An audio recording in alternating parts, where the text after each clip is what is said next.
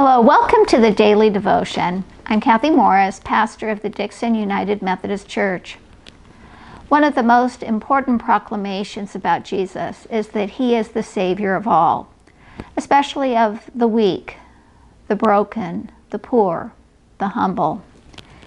Many of the messages that we find in the Old Testament prophets make this point again and again. And it is these prophecies that shape our understanding of who Jesus is and what his ministry is about. Our Bible reading for today is one of those passages. I'm reading from Isaiah chapter 35, verses 3 through 8 from the New Revised Standard Version.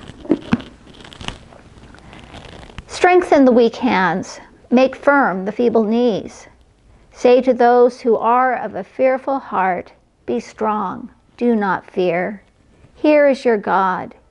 He will come with vengeance, with terrible recompense. He will come and save you. Then the eyes of the blind shall be opened, and the ears of the deaf unstopped. The lame shall leap like a deer, and the tongue of the speechless sing for joy. For waters shall break forth in the wilderness, and streams in the desert. The burning sand shall become a pool, and the thirsty ground springs of water. The haunt of jackals shall become a swamp. The grass shall become reeds and rushes. A highway shall be there, and it shall be called the Holy Way. The unclean shall not travel on it, but it shall be for God's people.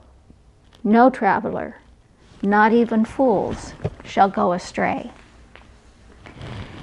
In Brazil, there are many Christmas traditions that emphasize the inclusion of the weak and the humble.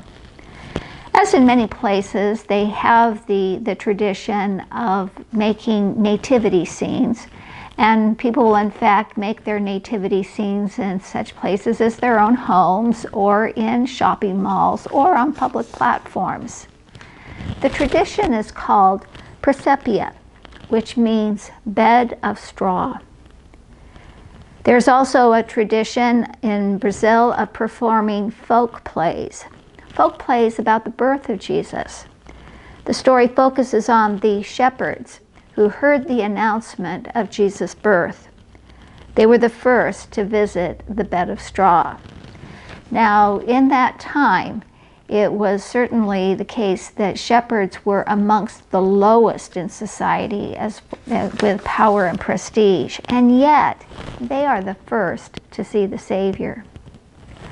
In your prayer time, bow your head. Bow your head as a sign of your humility before Christ.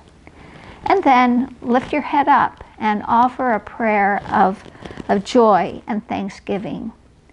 A prayer of joy and thanksgiving for the Savior who comes to save us all.